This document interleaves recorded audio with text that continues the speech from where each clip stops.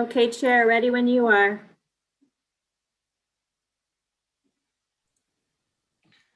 Okay, thank you very much. Can you hear me all right? Just want to check before I go too far. Can hear you.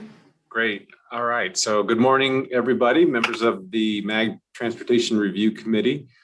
As we do with every one of our meetings, we start off with a roll call or roll call to be taken, as we'll do with each of the action items as well. Just a reminder to stay muted unless you're speaking, and we'll start off with the roll call. Linda. Good morning, everyone.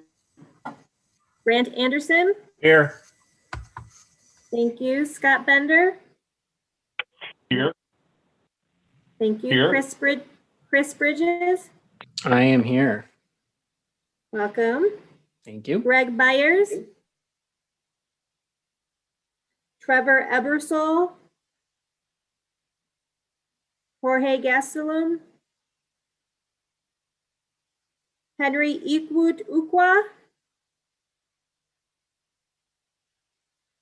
I'm here. Thank you. David Janover.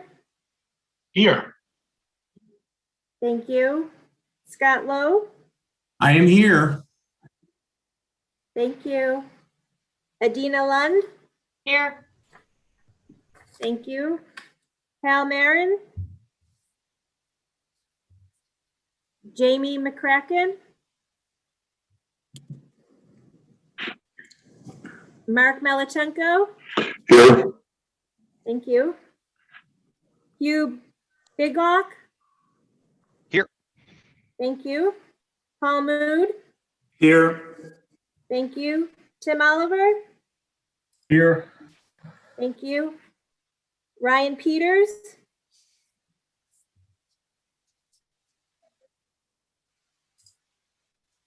Eduardo Rodales.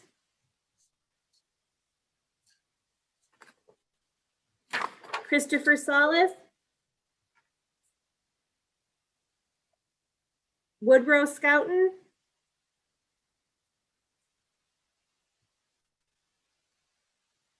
Robert Yabies. Here. Thank you. Ed Stillings. I'm here. Thank you. Bob Thaxton. Kristen Teitler. Here. Thank you. Mike Weber. Troy White. Good morning, Linda. Here. Thank you. Steve Wilcox. I am here. Thank you. Herschel Workman.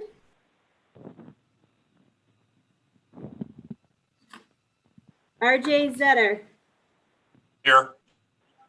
Thank you. Chair, you are here. Is there anybody that I've missed? Eduardo Sirio Maricopa. Thank you. Chair, we have a quorum. Great, wonderful. Thank you so much. Appreciate everyone being here this morning. Item 2 is the call to the audience. My understanding is that we did not receive any comments. That is correct, Chair. There are no comments. Okay, great. Thank you, Linda. That takes us to item 3, which is the Transportation Policy and Planning Director's Report. Tim Stroh. Thank you, Mr. Chair, members of the TRC committee. First, I want to apologize for not having video this morning. My internet went down about an hour ago, so I'm having to call in, so I apologize for that. I guess that's one of the challenges with working remotely. I want to start off the meeting this morning, or my update this morning, by welcoming 2 new members to the committee. Mr. Chris Bridges, Transportation Planning Manager at the town of Gilbert, and Mr. Henry Eekwood Ukwa, Director of Capital and Services Development with Valley Metro. Welcome to the committee, and also welcome to the Valley. I also want to remind the committee that MAG staff will continue to work from home. We'll continue to host committee meetings virtually until this summer. where we will take a step back, reevaluate the situation, and then develop a plan for the fall. HERF and RARF revenues ended 2020 on a high note. RARF revenues were 5.8% higher than December the previous year, and HERF revenues were 6.5% higher than December of 2019, which is great news. January, RARF and HERF revenue collections continued in the positive territory this year, with RARF collections coming in about 6.5% higher than January of 2020. And HERF collections were pretty consistent with collections from January of the previous year, with about a less than 1% positive increase. Mr. Chair, that completes my presentation. I'd be happy to answer any questions. Okay, thank you, Tim. Are there any questions for Tim this morning? All right, I just also want to welcome Chris and Henry. Welcome to the TRC. Appreciate your commitment and being here this morning. Also appreciate the good news that you shared on HERF and RARF and the expectations that were exceeded there. Really enjoy hearing that. So we'll move on to item 4, which is our consent agenda. And we've got 4 items on consent agenda. One is the minutes from the December 10th, 2020 meeting, our Transportation Improvement Program project changes, Arterial Life Cycle Program status report, and ADOT red letter process. Does anyone have any questions on any of these items or would like to pull any of these items for a presentation? Okay, hearing none, is there a motion to approve consent items 4A through 4D? Buckeye moves. I'll second that, Tim Oliver. Excellent, thank you. So we've got a motion and a second. Linda, will you handle the roll call? Sure will. Here we go. Grant Anderson, Aye. Scott Bender, Aye. Chris Bridges, I'll vote aye, even though I wasn't there for the meeting minutes. Greg Byers, Trevor Ebersol. Aye. Oh, you snuck in. I gotcha. Jorge Gastelum, Henry Ikwa. Aye, but I wasn't there for the meeting minutes also. David Janover, Aye. Scott Lau, Aye. Adina Lund, Aye. Hal Marin, Jamie McCracken, Mark Melichenko, Aye. Hugh Biglock, Aye. Paul Mood, Aye. Timothy Oliver, Aye. Ryan Peters, Aye. Eduardo Rodiles, Aye.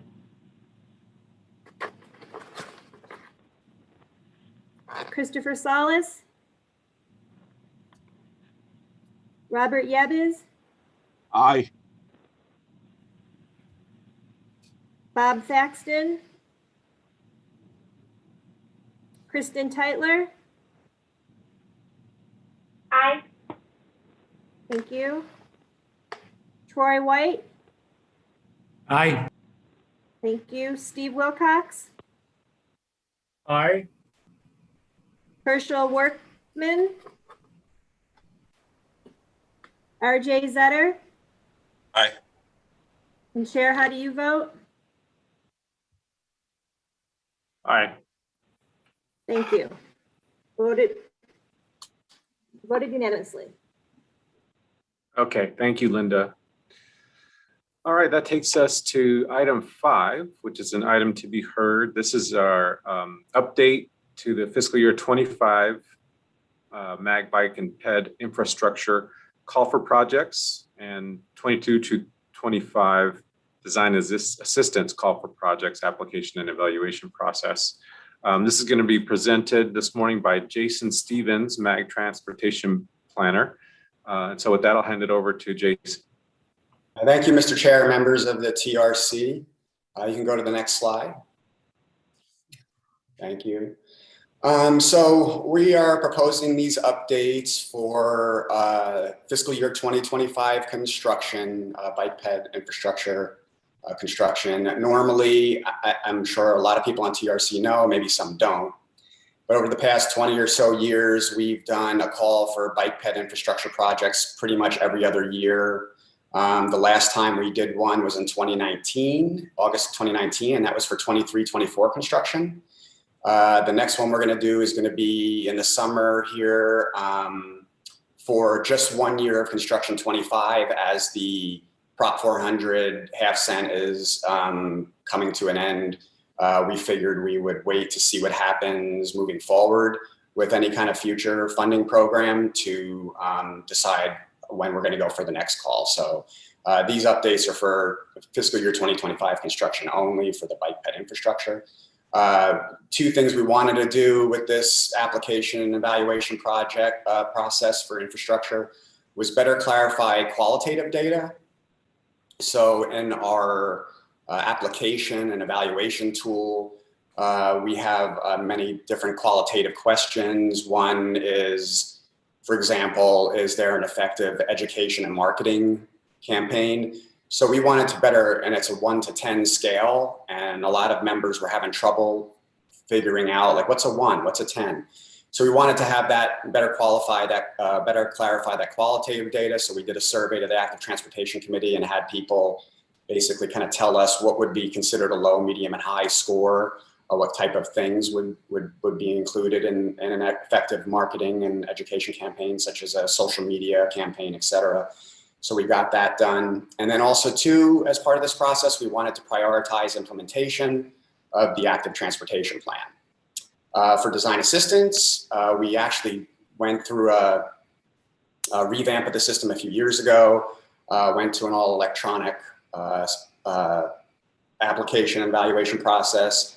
And this time around, we also want to add something to prioritize implementation of the MAG Active Transportation Plan. So that's kind of the genesis of what we're doing here. Next slide. Please, thank you. So for those that don't know, for those that do, the MAG Active Transportation Plan was developed between last couple of years, essentially adopted by the Regional Council in February of 2020. The Active Transportation Plan basically identifies routes in high activity areas. We did a gravity analysis, which looked at high activity areas focused on short trips, 3 miles or less.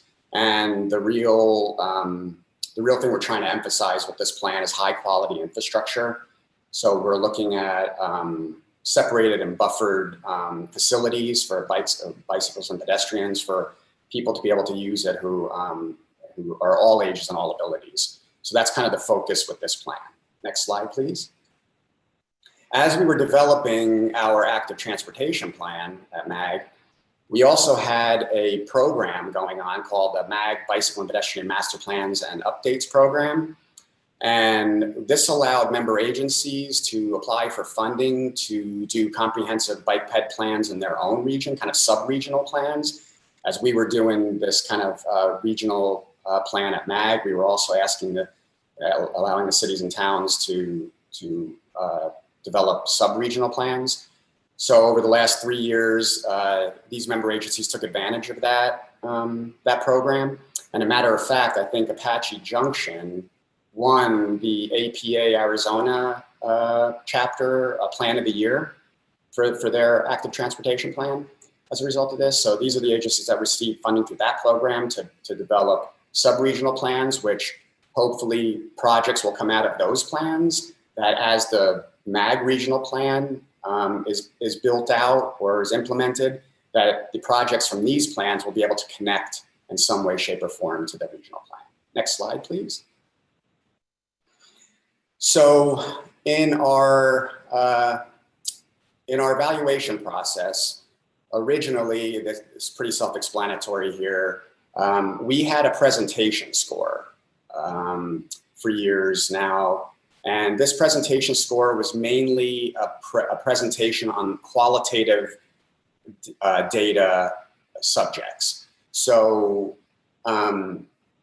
in the past, we would have people, for those that don't know, we would have people rank the projects, and then they would come back in, send us their scores, then come back in and make a presentation, and then people would give us a presentation score, and then we would add all that up. So we're really trying to move to a more quantitative approach, more performance-based approach with selecting projects, and a more subjective rather than objective rather than a subjective approach for this. So we used to have a presentation score, it was 15%. So what we did after consultation with the Active Transportation Committee is put 5% of that 15% of that score into the quantitative section, and then made it, and then had 10% that would go to an ATP identified route. And that's the same way with the Transportation Alternatives Program, 5% go into quantitative and 10% to an ATP identified route. This does not in any way, shape, or form exclude member agencies for applying for projects. So we just want to prioritize the ATP as is expected, as the Regional Council accepted this plan in February. I think there's an expectation there that we are going to prioritize the Active Transportation Plan projects and all the work that surrounded that. Next slide, please. For design assistance, next slide, please. I think the next slide. I think I flipped those slides by accident. No, there should be one. I think we're missing a slide here. Anyway, so generally when you would apply for a design assistance project, there's a portal, electronic portal that you would go into. And as part of that portal now, we are going to have a little button that says, you know, is this a MAG Active Transportation Plan identified project or route? And if you hit that button, you will be able to, you'll get a 10 points. So if you go to the next slide, please, these slides are flipped around on me. So go to the next slide, please. Yeah, if you hit that button, you'll automatically get the 10 points added to the max, to the score of the design assistance project. And for those that don't know what projects are ATP projects or not, if you flip back one slide, sorry, I don't know how this got flipped, but you'll see that it'll take you directly to page 67 there of the document that shows all of the routes and where they are. So you could flip 2 slides down, please. So the next steps here, we have a next call for projects. In May of 2021, we're gonna have a call for design assistance projects. In August or maybe July, some point in the summer, we're gonna have a call for Bike-Ped infrastructure projects. Again, this will be for fiscal years 22 to 25 for design assistance and fiscal year 25 construction only. These updates will basically be only for this time period, and then moving forward, we'll have to see what kind of program comes out of the possible extension of the Prop 400 to decide what we're going to do moving forward. But the ATP will be reevaluated and updated periodically. The ATP is not an evergreen document.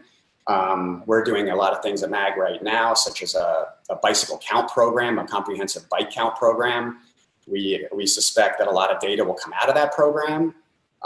There might be some routes in the ATP that fall out. There might be some routes in some cities that come into the ATP. This is going to have to be reevaluated. So this is not an evergreen document. This isn't the end of this process. Next slide, please. So with that, Mr. Chair, the action is on the screen, and that's the end of my presentation. I'm happy to take questions.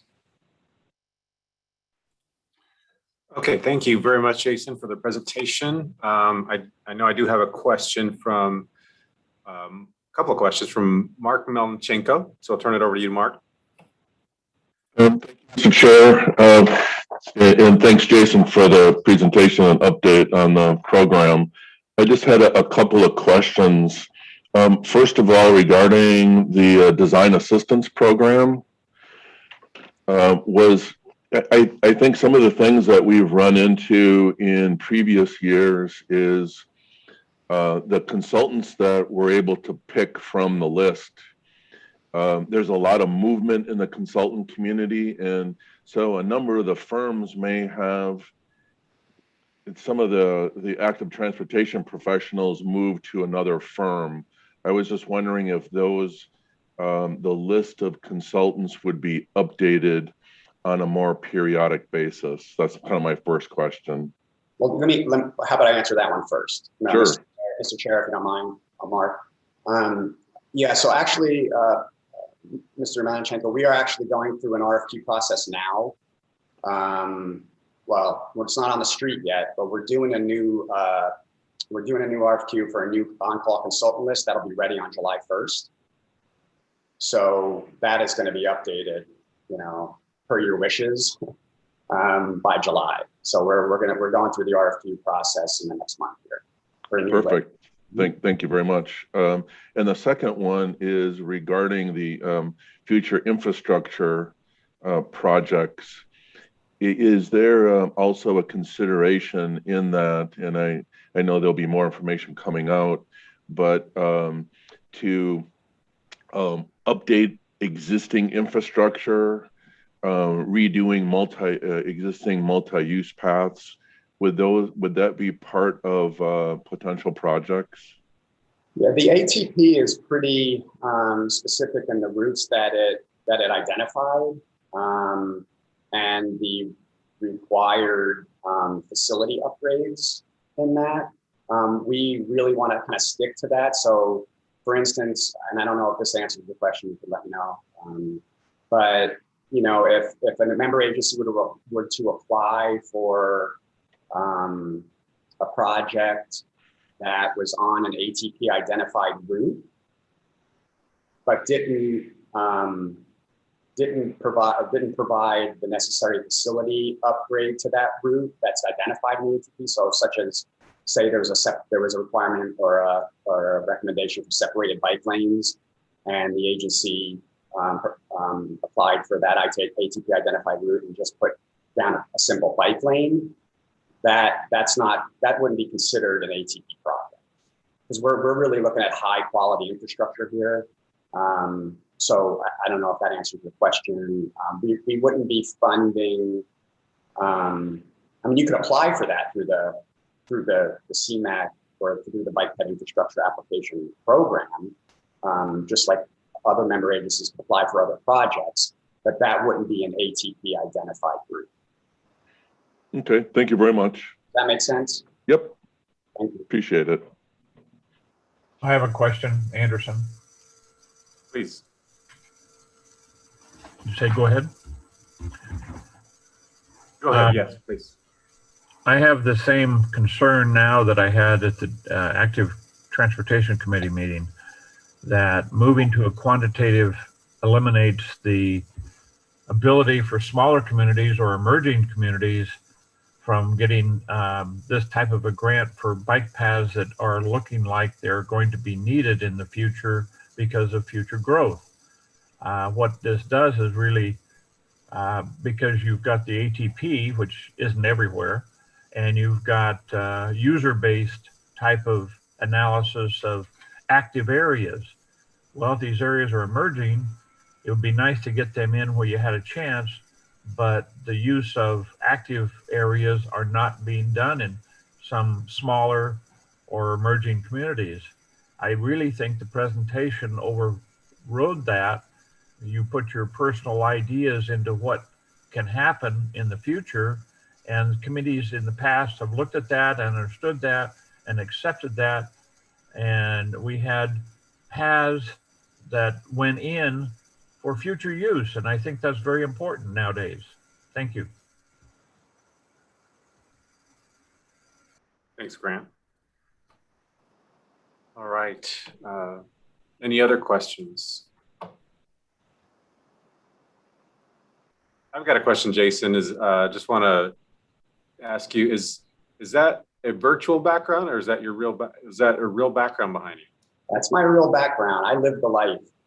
What do the kids All say? right, I love it. Kids say now, I'm about that life. I think that's what they say. So, so one question, other question I have, a real question related to the topic is, how often, I know you said periodically there would be updates to the ATP. How often do you anticipate that? Yeah, Mr. Chair, I just had a conversation yesterday with somebody about this. It's difficult because I know what we're going to do in the short term. I know what we're trying to do here in the short term, which is, we know the 25 is the end of the tax. We know that we're using that as our demarcation line for, this infrastructure call and for the design assistance process. Periodically, it's going to be interesting because we would have completed our first count already, our break count. Because of COVID, we weren't able to. We started late. So our first bike count process, that year worth of bike counts, we're not going to get for another few months, So I think once we get that, and we might possibly do another one, I could see something, happening where, who knows what happens in a couple of years, what the landscape is going to look like. Are we back to work? Or is, the Strava Metro data that exploded. Strava Metro data is what people download to track their bicycle rides and their walks and their runs. It exploded during COVID. What is the traffic situation going to look like? What is the bike traffic situation going to look like? Where are people coming and going? In a couple of years. So as I said, I don't think the ATP is not an evergreen document. We're going to have to evaluate that moving forward. And I don't think we can't give a specific answer to that because I don't really think we know what's going to happen yet with the extension and what that's going to look like and what kind of funding is even going to be available. So I'm really looking at this point right now for these updates to be for 25 infrastructure call, the 2022 to 25 design assistance process, and then after that, we'll have to look at look at the ATP, look at the bike count data that we're getting, and kind of have an evaluation of that and see where we're at. Okay, thank you, Jason. And I guess one other question on that is, do you see, as cities update their own plans, do you see those feeding into or informing the overall regional ATP? Yes, actually, Mr. Chairman, I actually spoke with somebody yesterday at a member agency and we talked about that. I do believe the ATP is designed to form, a core group of corridors, high quality, all ages and abilities. And then as the cities are developing their active transportation plan, bicycle and pedestrian plans, we're looking for projects to come out of those plans to connect to the ATP. So we want to have that. We want some synergy there. We want to have those connections.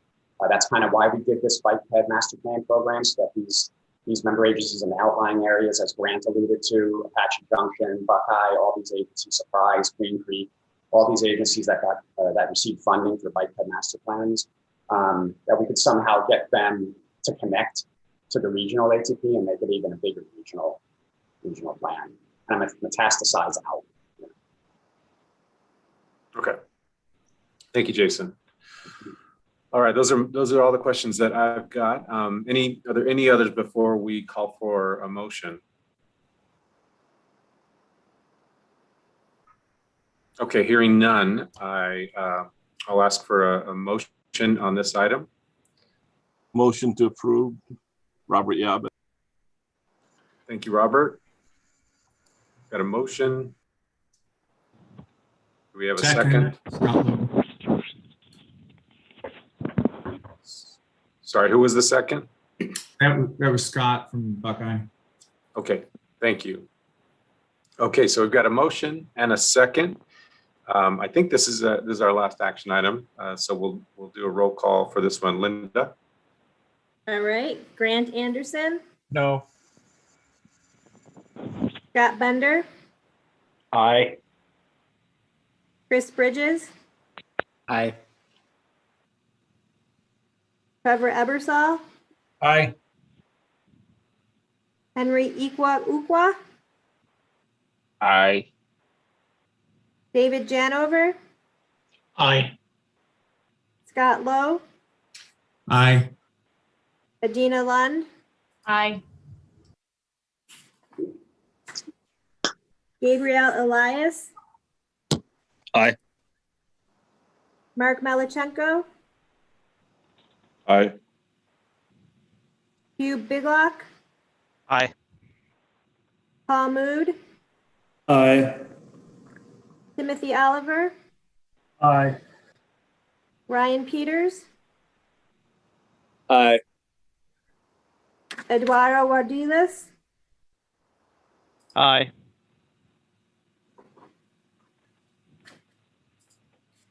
Robert Yep. Oh, Robert, you said yes. Kristen Teitler, Aye. Troy White, Great job. Aye. Steve Wilcox, Aye. RJ Zetter, Aye. and Chair, how do you vote? I vote aye. Motion passes. Great. Thank you, Linda. Okay, we're moving on to item 6, which is an update on the development of the new regional transportation plan. This presentation is going to be by Audra Kester Thomas, MAG Transportation Planning Program Manager. And I'll turn it over to you, Audra. Thank you, Chairman Paniagua, members of Transportation Review Committee. Pleased to be with you today to provide an update. A lot of work we've done and accomplished over the course of the holidays. Distributed those by links as part of your agenda packet today. I'm also joined by Transportation, Economic, and Finance Manager John Bullen. We will be tag teaming this presentation. There's a significant amount of information we'll be presenting, same information we've provided our policy committees this month.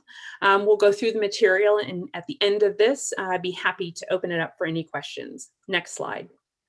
We'll first begin with an overview of something that's been very important to our managers, better understanding ongoing commitments coming out of Proposition 400, particularly by way of operations funding, notably in transit, but also an update on project and program level estimates, cost estimates. And so I'll turn it over to Mr. Bullen. Thank you, Audra. Good morning, Mr. Chairman, members of the TRC. Happy to be here today. Next slide, please. So before start going over some of the cost items related to the extension of RTP, wanted to recalibrate or get everyone's attention back to what we had produced last fall. That is our revenue projections for the extension of Proposition 400. So the chart on the screen provides those revenue forecasts by split. One of the big items that I do want to draw everyone's attention to, a lot of the focus is on that sales tax. However, as we all know, our funding composition is made up of more than just the sales tax. In particular, the federal formula funds that are available to the region do play a significant role, and we will certainly see this as we talk through some of the modal categories. So, but bottom line, wanted everybody to keep in mind that $28.2 billion number as we move throughout the presentation. Next slide, please. So wanted to first touch, as Audra had mentioned, one of the, I think, priority topics for our managers was what are the existing commitments we have going into the extension of Proposition 400. So we are in a bit of a different position now than we were between Proposition 300 and Proposition 400. If you recall, Proposition 300, that was to build out our freeway system. So when we began development of Proposition 400, we expanded to a multimodal approach, and that was inclusive of both transit as well as arterial projects. So as we move into the extension, it's important to keep in mind that there's some ongoing costs that we need to take into consideration as we develop the new plan. We are not starting at zero. So the first item I will draw your attention to is the sales tax portion. So just looking at what our commitments are as we wind down Proposition 400, we're anticipating that about 21.8% of the total sales tax collections are tied into what we call these ongoing commitments. The majority of that is bus operations, but of course there's some additional elements, whether it's the State Department of Revenue assessment that's charged Prop 400 or to our sales tax collection that takes away from the amount of resources available, or even some of those costs for freeway litter landscaping sweeping that the region has allocated funding to, or even the freeway implementation. The other item I do want to draw everyone's attention to is the MAG FTA formula funds. Those of us that deal on the transit side, this will probably come as no surprise.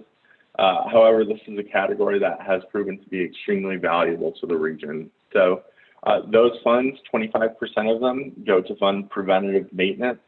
That has the direct impact of lessening the cost of transit service. So certainly plays an important role. We consider that an existing commitment as we move forward, because if we were to take that away, that would obviously increase costs. Similarly, we use those funds for bus purchases, and we consider that commitment that we have in 2025 a necessary commitment going forward, or similarly, it would impact our total cost picture. Next slide, please. So next, I do want to walk through some of the cost work that we have put together. So we have had a extremely busy few months, have been doing a lot of coordination with our partners. So really beginning in November, carrying through to January at the request of our policymakers, we worked with ADOT to get cost estimates on all the freeway projects that we had identified in our needs catalog. There were about 125 of those or so total. We also facilitated a consultant-led effort to come up with planning level costs for all 350 arterial projects that were submitted through the call for projects. Do want to extend our gratitude to you and your staff. We have been working very quickly on that and certainly appreciate the quick turnaround times that you've all provided us. Has played a very important role in all of this. And then finally, we have done extensive coordination with Valley Metro, as well as the partners at the City of Phoenix Public Transit Department to generate transit costs that I'll walk through here in a moment. Next slide, please. So just to orient you to the way the next few slides are structured, so we have the mode-by-mode breakdown of what the projected costs are for the extension. At the top of each slide, you'll see what the current funding allocations are to those programs. So Freeways currently under Proposition 400 gets the largest share of sales tax, 56.2%. But also the region has the ability to program the ADOT formula funding as well as ADOT HER funding that flows to the region. So when we look at the Freeway program, it's the culmination of all those revenue sources. In terms of what we have in the needs catalog, the total amount of freeways that we have totals $36.5 billion. So this alone is actually greater than the total amount of revenues we have available across all modes. We provide the breakdown by freeway type. Those of you that are curious, in your agenda packet, there's actually a specific project by project breakdown. So you're free to look through that. The next box I want to draw everyone's attention to, the existing freeway program commitments. So I had mentioned that chart a few slides earlier. This provides a modal breakdown. So in terms of the freeway, there's some funding that goes towards administration, implementation of the program. You can think of this as items like preliminary design work, advanced right-of-way acquisition, all those tools that are needed to ensure that the freeway program runs smoothly. As well as there's an annual allocation that was developed as part of the Prop 400 initiative to fund litter landscaping and sweeping on our freeway network. And then finally, the last category that we have, potential new programs. So these are buckets rather than discrete projects. And these are elements that will be under consideration as we put together the different scenarios. For example, we currently allocate funding towards freeway management system improvements. Really important program, provides a lot of value for a relatively low dollar amount. So that's certainly one of the elements that we'll keep in there. Additionally, possible funding for rubberized asphalt replacement. That's an ongoing discussion that our policymakers are having. And certainly, depending on the outcome of that, perhaps might need to build that into the RTP scenarios. Next slide, please. Moving on to arterials. So again, similar framework to hopefully make the information easy to understand, have the current funding allocations at the top. Another area where we had significant member agency interest, our total needs catalog is $11.5 billion for arterials alone.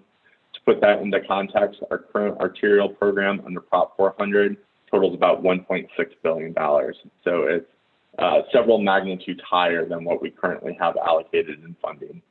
And then we have a number of potential programs, some of which are actually already funded. One of the, I think, key differences that we're proposing as part of the new RTP from now is that rather than program specific intersection improvements for the next 20 years as part of the RTP, we instead set aside funding and do a periodic call for projects to populate what those are.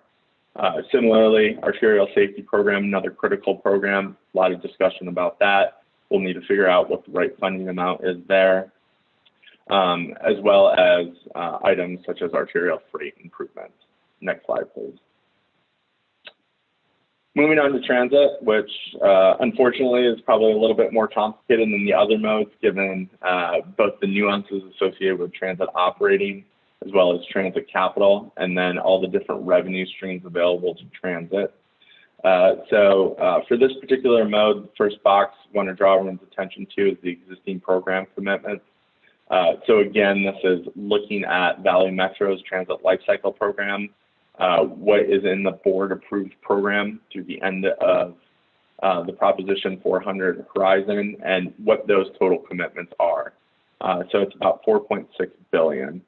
One of the items that we had sort of discovered upon the course of putting all this information together is that if we were to keep the allocations the same between the three modes, that is freeway, arterial, and transit, and of note that is currently written in the state statute, so it's something that we'll have to revisit as part of enabling legislation. So if we were to keep that the same, and then keep the split between bus and rail the same, and that's a Valley Metro policy, our bus program is currently committed.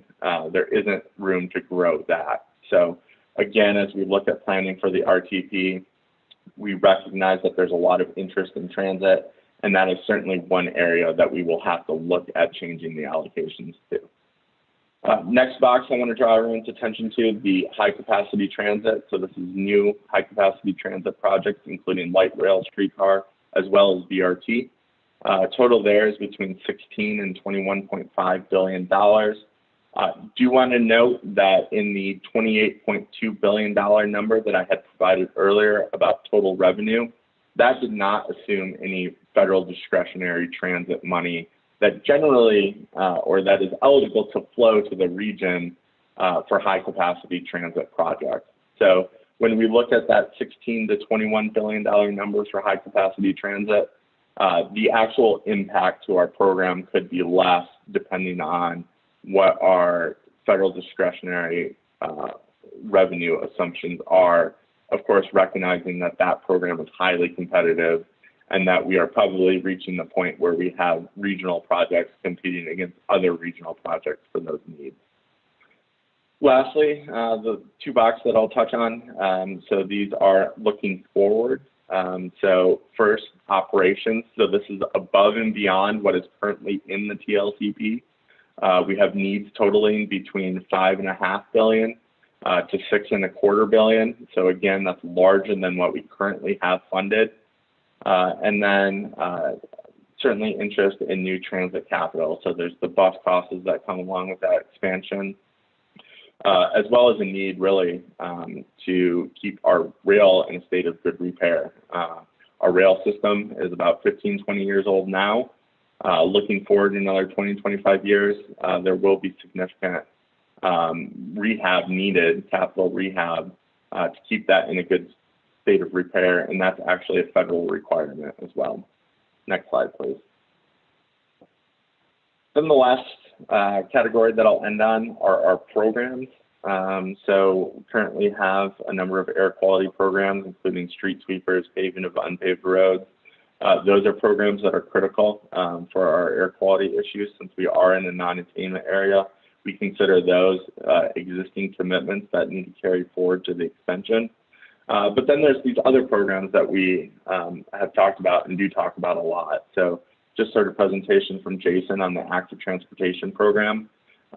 If we were to extend current funding levels, we're looking at about $250 million over the next 20 years. However, this is one of the areas that we saw significant interest from member agencies. Adding up the total amount of projects that member agencies submitted, we are looking at a total between $2 and $3 billion. Moreover, we have the ITS program, another really successful regional program. And then even looking at some new things, commuter rail, is that something that the region wants to consider? Arterial and street pavement preservation, that's one of the items that our policymakers have still yet to weigh in on. And then finally, emerging technology, which is the technology that we know we'll need in the future, but we don't quite know what it is now. So with that, I will turn it over to Audra to go through the RTP development process in more detail. Thank you, John. Next slide. So another one of the critical pieces of our technical work has been processing, reviewing the hundreds of regionally significant roadway projects, specifically those that are freeway oriented and our arterial corridor projects. Next slide. Just by way of reference, this is our performance-based evaluation process as is required by both federal regulation and state statute. I'll orient you to the yellow box, our step 2 evaluation, project level evaluation of our freeway and arterial submissions. We had over 1,500 entries from member agencies with our call up per projects a year ago. Half of them, just under half of them, were roadway focused, freeway and arterial, and we needed to reduce the number of potential candidates, as John has done a good job this morning illustrating, so we can attempt to get to a fiscal constraint. We are many times over budget at this point, looking at about an $80 billion deficit. And so we had established a protocol methodology that we initiated discussions with our management committee work group last summer, and then brought through policy committees to identify criteria and existing data sources that we have available to perform a technical analysis, a quantitative analysis to sort out the highest performing projects that are suited in places with the highest amount of need in this region. Next slide. So this is an illustration of that process, taking the handful of hundreds of projects to perform this methodology. We ultimately took those criteria, as I mentioned, through our policy committee, but then brought them back through again last fall, reflecting on the feedback that we received from our policymakers and suggesting weights associated with those criteria. That culminated ultimately in December with some modifications through our policy committee process with codification by our regional council. As soon as we got through our regional council meeting in December, we immediately turned to apply this methodology. Next slide. Here is how our projects scored. You'll see our freeway projects and arterial projects distribution histograms here. You'll also see our data-driven cut line.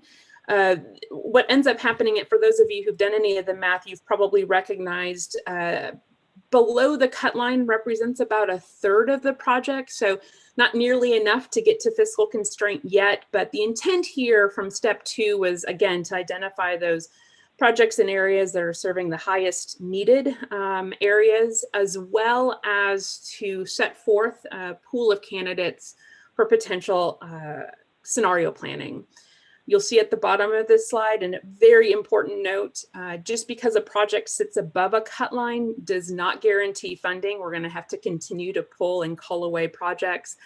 But just an acknowledgement that we're attempting to develop a pool or a candidate pool for potential fiscally constrained scenarios. Next slide.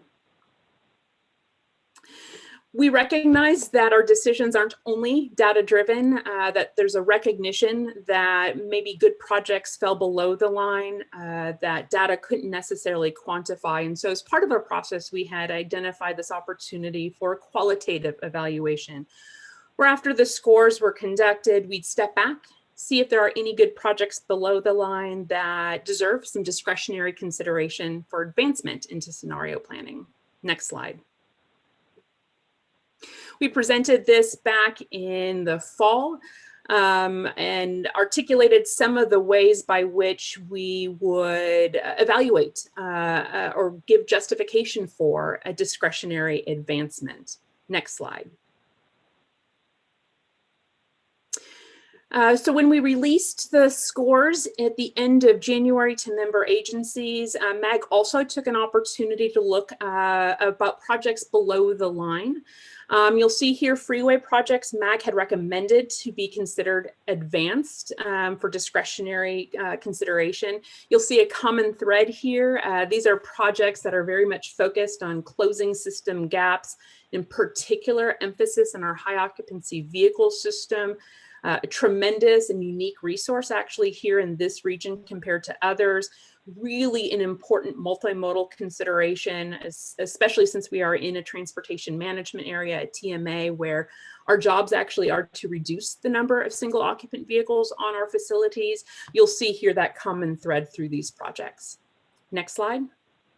We also requested that member agencies take an opportunity to look and identify any projects they saw below a line that they believed should warrant discretionary consideration. On this slide, you will see the projects that were submitted from member agencies for arterial projects below the line. Next slide.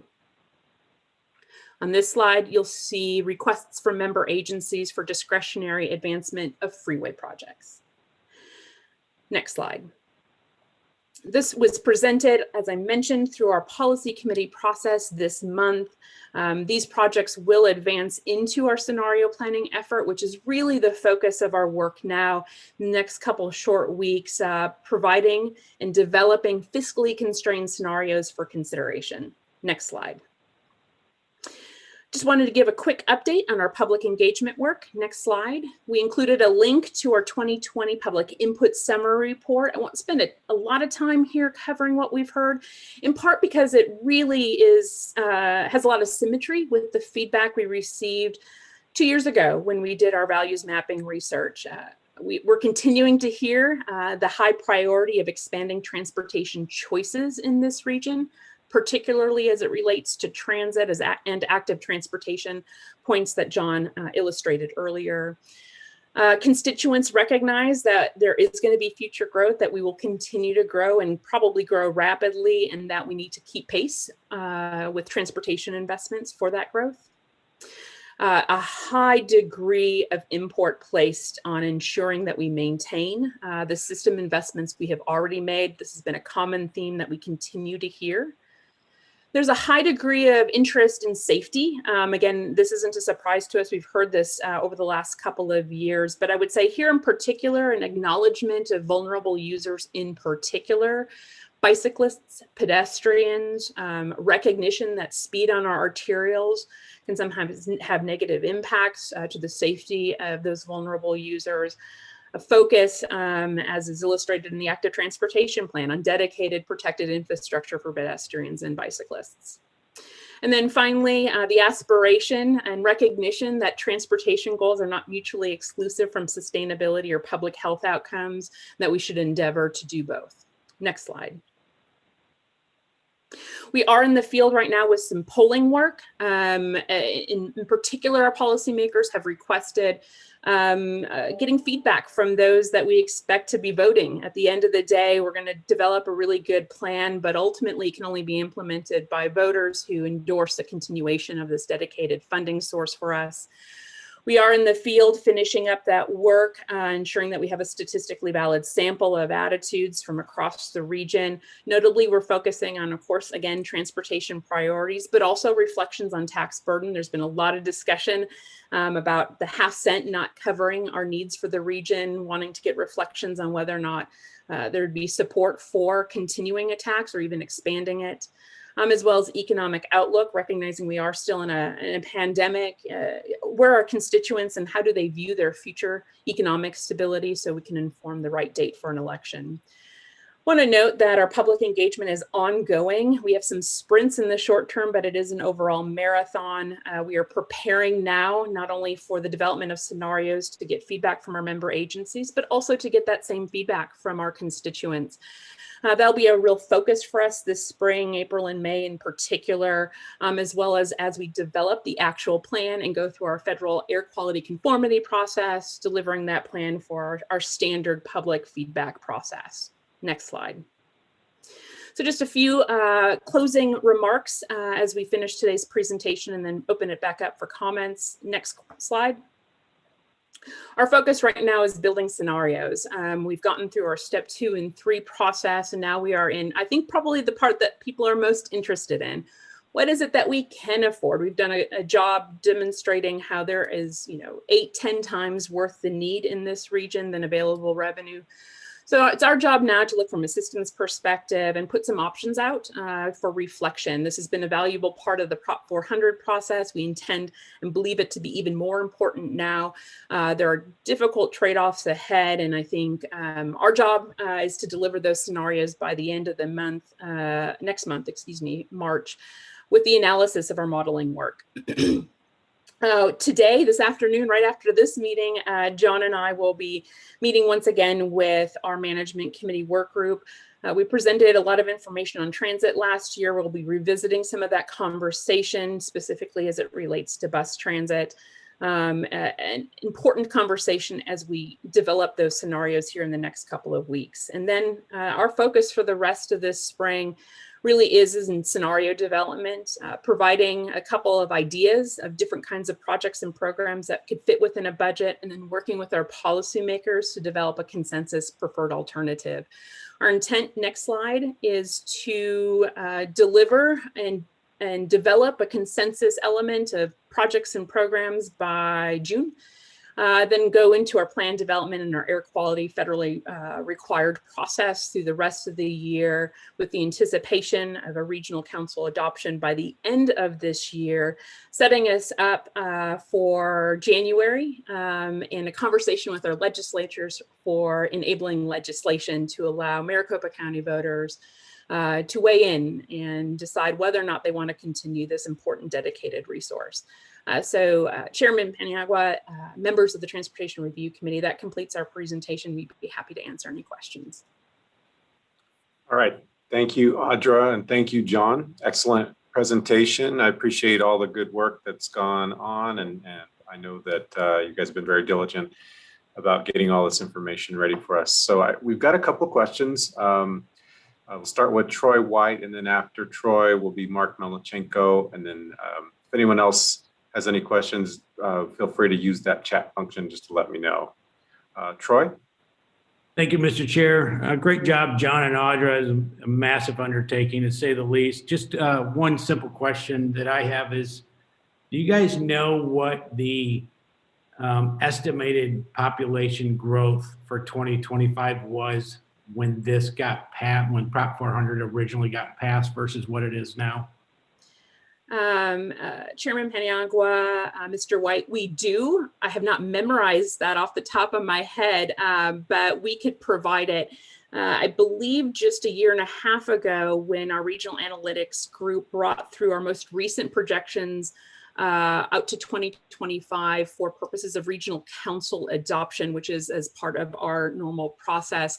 Actually, we presented a bit of a fact check on how accurate we were, in part because our policymakers were very interested, and we were pretty close. I'm happy to follow up, Mr. White, with the actual numbers and provide that presentation to you.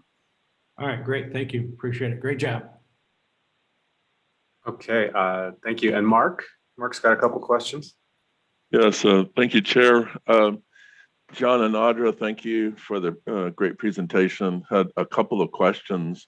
When you're building your scenarios, will you also consider maybe this scenario where I know the public had talked about maintaining what we have, and then the limited amount of funding that will be available for this program? So could one of the scenarios be an emphasis on improving and making connections inward as opposed to building outward? Chairman Paniagua, Mr. Melenchenko, great question. In fact, I think we are attempting to create a couple different views of the future. One where we're maybe focused on optimizing and leveraging some of the resources or investments we've already made, might be able to get us a little bit bigger bang for our buck. Versus maybe a focused on added capacity specifically. And that's across modes, to be very clear. We are developing multimodal scenarios, of course. We intend to continue to invest in multimodal and probably at a higher percentage moving forward. So our job right now is to develop a couple different views of the world that are distinct and different, recognizing that none of the scenarios are going to be perfect. They're an information or a decision-making tool to help drive us towards a preferred. So, that's exactly what we intend to do. Want to leverage our very sophisticated modeling technology and investments also to demonstrate the differences in outcomes associated with those philosophies, and hope that we can deliver that here in a month for initial conversation and reflection. Okay, thank you for that. And then the second question that I had, when evaluating and prioritizing the projects that have been submitted by everyone, how does the cost of these projects fit into the evaluation prioritization process? Chairman Paniagua, Mr. Melenchenko, I'll start and then I'm going to kick it over to John for a second opinion on this matter. It really does matter. I think we've illustrated just how far away we are from fiscal constraint, how our transportation needs are continuing to grow, and quite frankly, we're falling behind in terms of needed investment. While the evaluation and technical analysis we have completed to date has been singularly focused on the merits, value, need associated with potential options or projects, we now need to pivot to not just, of course, include good projects, ones that certainly deliver important benefits, but recognize the feasibility of implementing some of those projects that may have a cost-benefit ratio that is a difficult decision for us to make. And so that is included as part of our scenario development process. It's part of the trade-offs. We expect that will be part of the large conversation once we're able to illustrate what we can afford, the recognition that there are some really expensive projects out there, and our policymakers are going to have to wrestle with some of those investment choices. And so, Mr. Bullen, I don't know if you wanted to add anything more to that. Thank you. Yeah, I think, Mr. Chairman, members of the TRC, Audrey did a nice job of explaining it. Just one added point that I'll include, that's in part why we've had such an emphasis on making sure that we've had good cost estimates. I think that was one of our key takeaways of Proposition 400, which is the importance of information on the front end so that our policymakers really can weigh some of these trade-offs and understand. So certainly is a big, we anticipate that will be a very big part of the conversation and why we wanted to ensure that the policymakers had the tools that they needed. Thank you very much. Okay, great questions by Mark and Troy. Anyone else have any questions or comments? Anderson, I have a question. Okay, go ahead. Thank you. I really want to appreciate Buckeye putting SR30 on the requested list, but it didn't go from 85 to the 202, or excuse me, to the I-17, or at least the 202.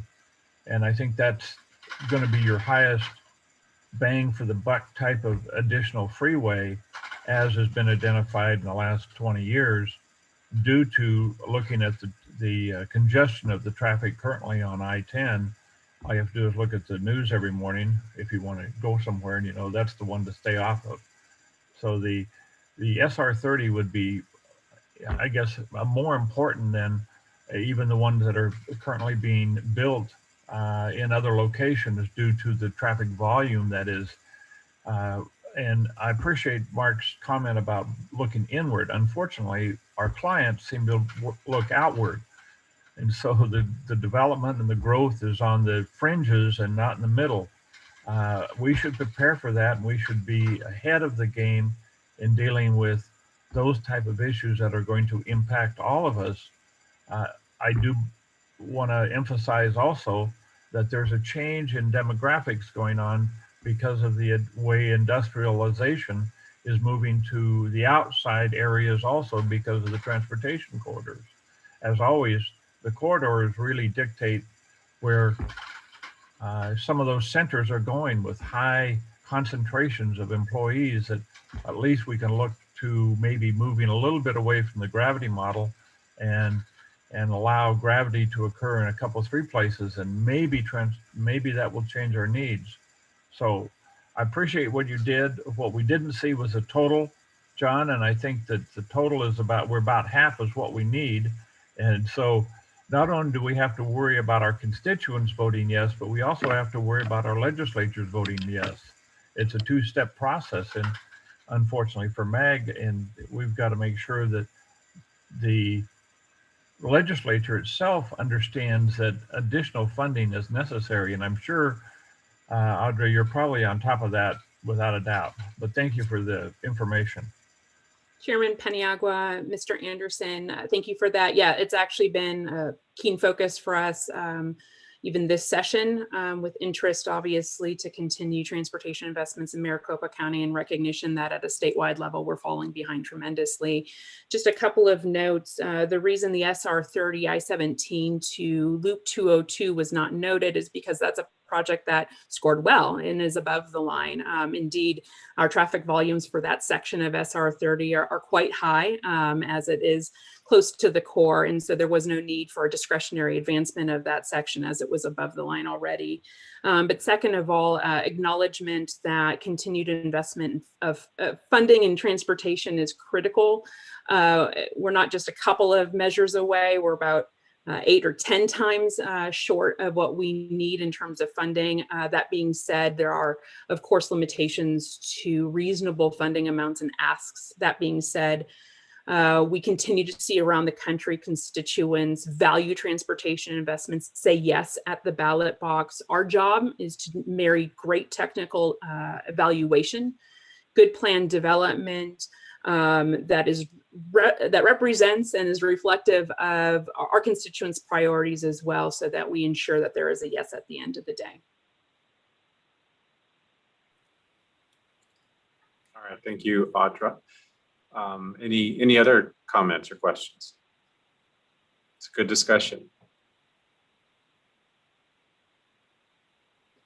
Okay, no other comments or questions. Again, I want to thank you for the great presentation and the good discussion on this item. And I know you guys are getting ready to do this again with the management working group. So thanks again. With that, we will move ahead to our next item. Item 7 is the member agency update, the opportunity for any announcements by members of the TRC for what's going on in your community. Anyone have anything to share? Okay, hearing none. I do want to mention one item that Phoenix has. We're focused on comprehensive roadway safety, and that's one of the items that our street transportation department has been really working hard to improve. We know we just continue to have challenges with traffic safety overall, and whether it's pedestrian safety or motorist safety, it's something that we're really working hard to get our hands around and make improvements to. We're going to be bringing an item to our city council next week, asking for additional funding allocation for projects that improve roadway safety at intersections and throughout the community, and for authorization to get a roadway safety action plan in place for us. So just an update to all of you. I know that this is an issue that extends into every community. And so we are glad to share what we're doing with you, and we'd love to hear from you on anything you guys are doing as it relates to roadway safety. So with that, we'll move on to our request for future items. Item 8, any TRC member requests for future items? All right. Well, thank you, everybody. Appreciate your time today. Our meeting is adjourned. Our next meeting is going to be March 25th at 10 a.m. See you then. Take care. Thank you. Well, thank you, everyone.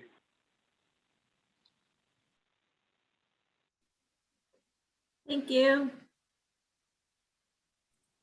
Thank you, Linda.